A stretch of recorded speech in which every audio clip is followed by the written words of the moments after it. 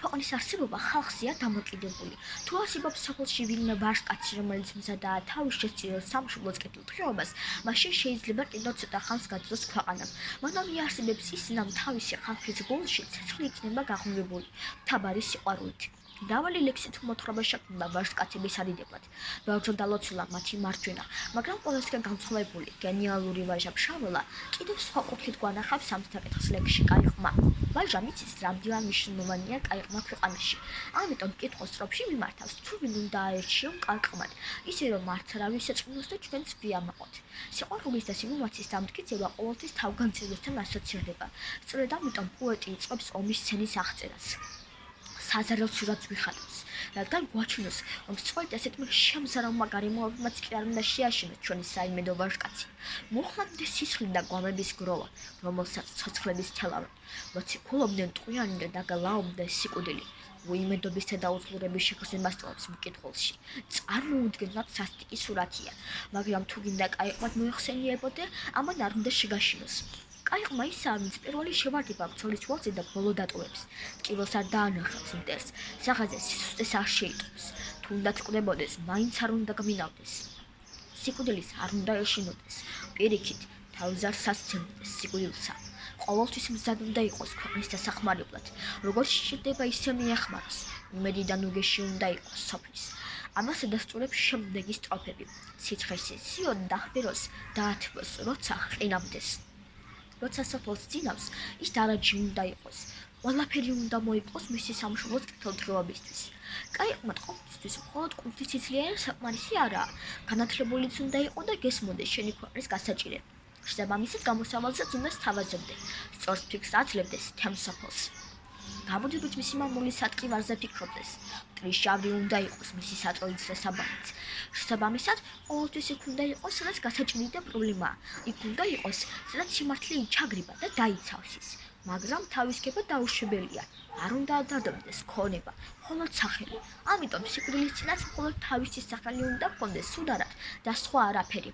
ცოცხალს ვათხრებთ მათ და მკვდრების შესამდებას შევსვამთ. კაიყმას სასუფეველი დამკვდრებული აქვს 64-ში. იქ შეიძლება მოისვენოს, სადაც ერკლე და თამარი გამოეგებებიან და გვერდით დაისვამენ.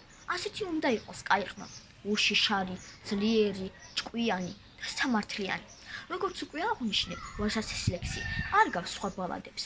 აქ მარტო ვაჟკაცთა კარგი საქმე არაა აღწერილი, არამედ მეორე უკიდურესობასაც გვანახებს, დიაც კაცებს. სწორედ მათ მართავს ამ ლექსით ავტორი. დაანახა კარგი მხარე და აჩვენა, რომ ესაა კაიყმობა და არა თქვენ, ვინც მხოლოდ საჭმელზე ფიქრობდა ძროხებივით ცხენით. მხოლოდ სუნთქვა და ჭამა აინტერესებდა და არაფერი სხვა.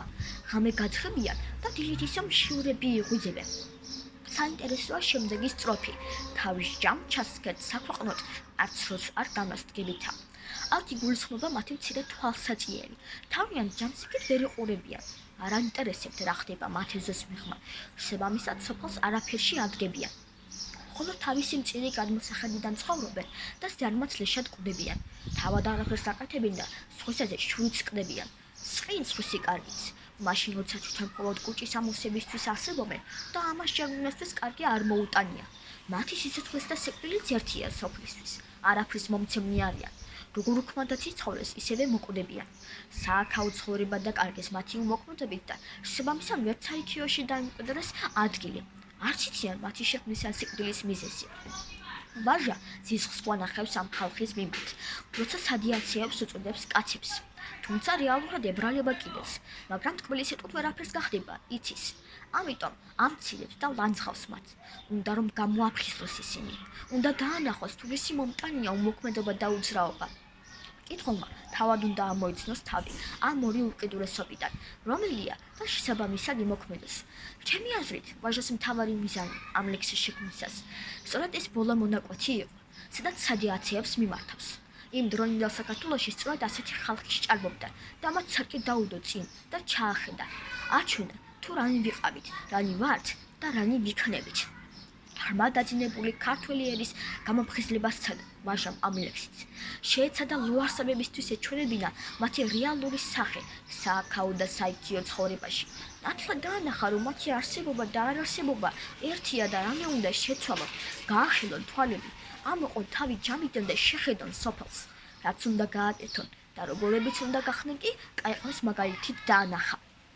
ამისთვის უფრო კარგად წარმოსაჩინად იყენებს მრავალ მხატვრულ ხერხს და პოეტურ საშუალებებს. ვაჟას არ აქვს კლასიკურად დაყოფილი ლექსი 4-4 ტაილებად.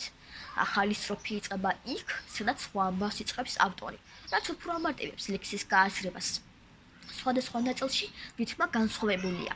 მარცვლების რაოდენობის მიხედვით სჭარბობს დაქტილური რითმა, თუმცა ხვდებით როგორც ქალურს, ასევე ვაჟურსა და ზედაქტილურს. ადგილმდებარეობის მიხედვით რითმა ჯვარედინია. ლექსი მოსასმენადაც კარგია, რადგან ვერსიფიკაციის მიხედვით ყველა სტროფში ხვდებით 8 მარცვლიან რითმას, რაც საციამოვნო და მუსიკალურია. ვაჟას მხატვრული ხერხებიც მრავლად აქვს გამოყენებული.